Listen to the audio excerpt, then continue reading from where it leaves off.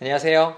안녕하세요. 오늘은 3개월 만에 결혼을 결심하고 지금 결혼한 지 5개월밖에 안 된 따끈따끈한 신혼이신 결혼 선배님의 이야기를 들어보겠습니다. 저번 영상에서는 이제 결혼 전에 어떻게 결심하게 됐는지 얘기했는데 이제 저 결혼을 한 다음에 뭐가 달라진 게 없는지 궁금하거든요.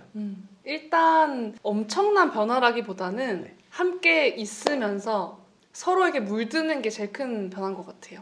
제가 가진 성향과 남편이 가진 성향이 다른 게 많았어요. 근데 그게 서로 섞이는 중화가 돼서 예를 들어서 저는 좀 꼼꼼하지 않은 편이었는데 남편 덕에 꼼꼼한 스킬을 얻게 되고 남편분이 되게 깔끔하신 스타일. 네, 굉장히 깔끔해요. 근데 약간 전형적으로 그게 이렇게 안 맞으면 되게 피곤한 스타일일 수도 있잖아요. 아, 이게 그럼요. 되게 너무 깔끔해서 피곤할 수도 있고 아니면 반대편은 너무 너무 덤벙대 약간 이런 느낌일 수도 있는데 맞아요. 안 싸우셨어요 그런 거는? 아, 싸웠죠. 어떻게 안 싸워요. 근데 저희 남편은 저는 사실 너무 놀랬던 게 남편이 결혼 직전까지 부모님이랑 평생 살았어요. 네. 근데 청소도 못하고 네. 그럴 줄 알았어요. 근데 결혼을 했는데 청소를 너무 잘하는 거예요.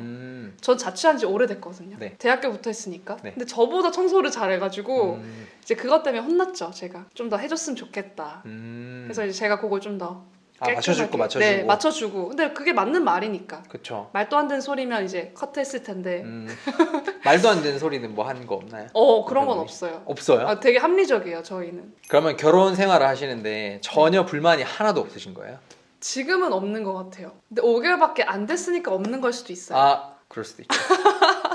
아기 낳고 하면 또 달라질 수도 있죠, 상황이.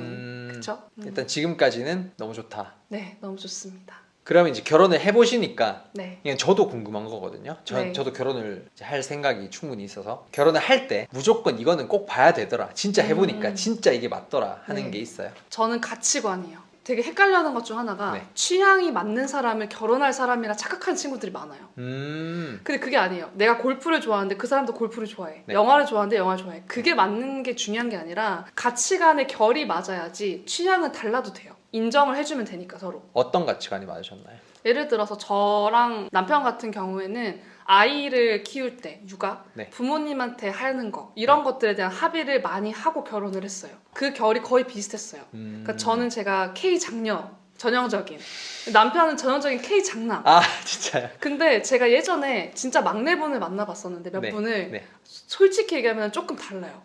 그러니까 저는 가족이나 주변 사람들에게 주는 게 약간 좀 당연하고 네. 별로 그걸 아깝다고 생각하지 않는데 그쪽은 이해를 못하는 분들이 좀 계시더라고요. 그러니까 모든 막내가 그런 건 아니지만 그렇죠. 그런 건 아니지만 약간 좀 더 받는 게 익숙한 분들은 좀 이해를 못하는 부분이 있었어요. 그래서 그런 별거 아니어 보이지만 그런 부모님을 대하든 뭐 육아를 하든 친구를 대하든 그런 가치관의 결이 맞아야 좀 편한 것 같아요. 어떤 사람을 대할 때 어떤 관점이라든가 이런 것들도 다 포함이 되겠네요. 가치관이라는 게. 좀 그렇죠. 뭐 100%는 아니지만 한 7, 80%는 비슷해야 트러블도 덜 한 것 같아요.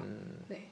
아, 그리고 또 하나가 있어요. 어떤 거? 그러니까 아무리 싸우고 기분이 나빠도 해줄 거는 해줘야 돼요. 예를 들어서 네. 저도 그렇고 저희 남편도 그렇고 밥을 먹을 때 막 싸워요. 기분 나쁘면 사실 그냥 밥만 먹으면 되잖아요. 근데 그 와중 김치를 얹어줘요. 총각김치 좋아해. 뭐야? 그냥 잘라서 아 먹어. 진짜요? 그래서 먹어요. 그럼 풀려요. 밥 먹고 나면. 와. 근데 그게 저희 남편은 사실 이걸 먼저 하는 스타일은 아니었던 것 같아요. 네.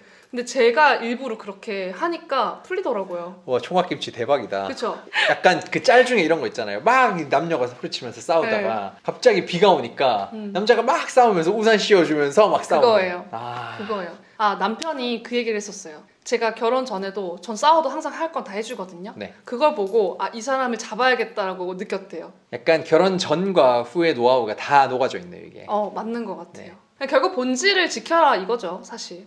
싸워도 되는데 사랑하는 건 유지해라.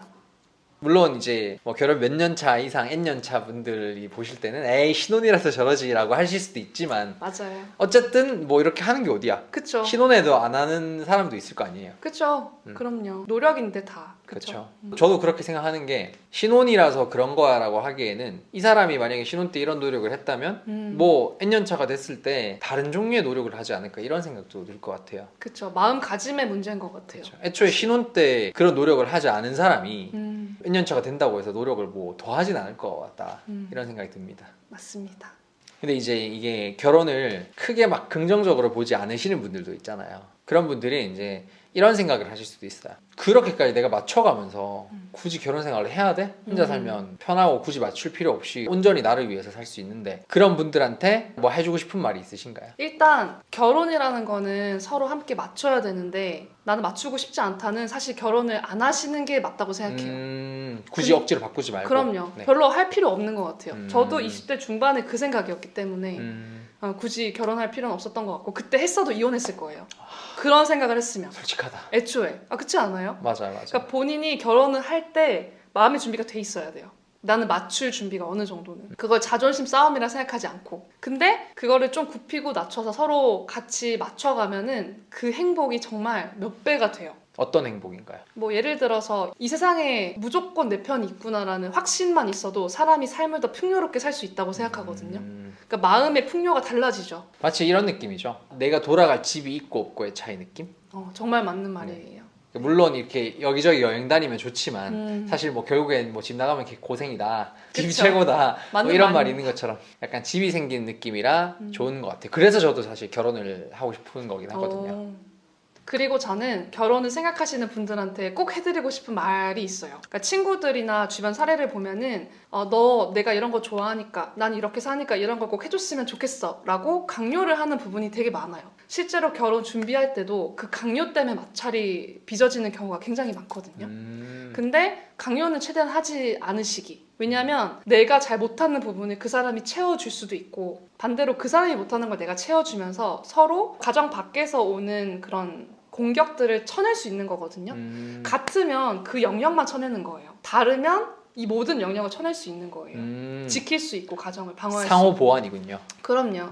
강요 절대 하지 마세요, 여러분. 그러니까 그 내 눈에는 그게 거슬려 보이는 게 사실은 장점이 될 수도 있으니까. 그럼요. 네. 예를 들어서 나는 굉장히 빠릿빠릿해요. 근데 내 상대 배우자는 빠릿하지 않고 여유롭고 되게 짜증나는 분들 많거든요. 태평하고. 네. 결혼 준비할 때 왜 나 혼자 다 준비해? 자기는 이렇게 여유로워? 그럴 수 있는데 그 본인 성격이에요. 맞아요. 두시고 대신 나의 조급해서 피폐한 마음을 그 사람이 채워준단 말이죠. 그런 식으로 보완이 다 되기 때문에 강요는 하실 필요 없다. 맞네. 근데 정말 누가 봐도 단점 이 부분도 있잖아요.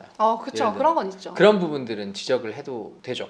근데 지적할 때도 논리적으로 해야 돼요. 나는 이런 부분이 이렇게 생각하는데 자기가 이런 거 해줬으면 좋겠어 하면 좋은 점은 이거야. 이렇게 그냥 해결 방안까지 해주면 상대방이 납득을 하잖아요. 그렇죠. 그럼 싸울 필요가 없어요. 딱 들어봐도 이게 선택이 중요한 게 그거를 애초에 들어줄 사람이라는 확신이 있어서 결혼하신 거잖아요. 그쵸. 안 먹히는 사람한테 억지로 얘기를 할 필요까지는 없다. 안 먹히면 결혼 생각을 왜 해요? 하면 안 돼요, 여러분. 그렇지, 그렇지. 모두가 생각해도 상식적으로 아닌 부분을 지키지 않으면 그냥 결혼 생각을 안 하시는 게 나아요.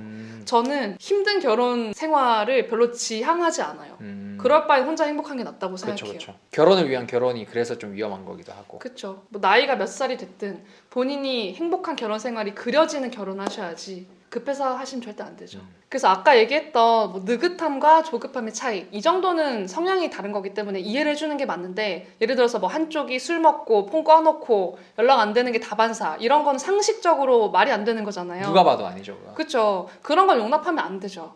하나 더 있어요. 제 친구들도 많이 겪어봤는데 술 먹고 나 그냥 자버렸어. 폰 꺼놓고 뭐 아니면 휴대폰이 배터리가 나가서 그런 사람들을 봐주면 그 사람들은 계속 그래요. 그렇죠. 그 제가 친구한테 진짜 항상 강조한 게 있는데 그 사람이 그런 행동을 하는 건 네가 봐줘서다. 처음부터 봐주면 안 돼요. 그래야 나를 무시하지 않지. 그거 사실 무시하는 거거든요. 상대방을. 만약에 안 봐주셨을 때 그 사람이 말을 듣나요? 아니 안 들으면 헤어져야죠. 그렇죠. 그렇죠. 헤어져야 되는 관계인데 뭐 동굴에 들어가는 걸 자꾸 이해를 해준다. 그러면 본인 가치 스스로 떨어뜨리는 행동이에요. 네, 그래서 저는 진짜 결혼을 잘했고 최근에 행복했다라고 생각했던 일이 저랑 제 남편은 못 갔는데 저희 시부모님께서 저희 부모님 동네에 가셔가지고 이틀 동안 네 분이 노셨어요. 사돈끼리? 네, 사돈끼리. 그러고 양가에서 연락을 받은 게 너무 행복했다. 너무 즐거웠다. 둘이 결혼 잘한 것 같다. 왜 했는지 알겠다. 이런 얘기들이 나오더라고요. 재밌게 노셨구나. 재밌게 노신 거죠. 그리고 저희 어머님이 네. 진짜 너무 감동적인 얘기를 하셨어요. 유빈이 부모님이 유빈이를 엄청 사랑하시는 게 느껴졌다. 그걸 우리가 받은 것 같다. 이렇게 말씀을 하셨거든요. 그래서 굉장히 어떻게 노셨길래? 사진 막 찍어주시고 네. 좋은데 같이 가서 식사도 하시고 그러셨다고. 그래서 생각을 해보면 저와 남편의 가치관이 결이 좀 비슷하다라고 말씀을 드렸잖아요. 네. 근데 그 결국 이제 저희 부모님들 양가 부모님들의 결도 좀 비슷하기 때문에 이게 좀 가능하지 않았나.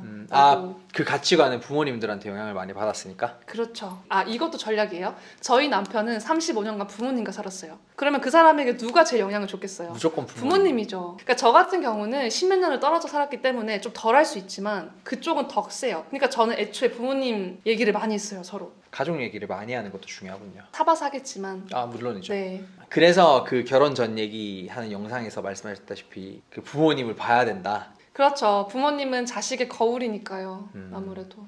이상 3개월 만에 결혼을 결심해서 지금도 행복하게 신혼생활 하시는 분의 이야기를 들어보았습니다. 여러분 사랑받는 하루 되세요.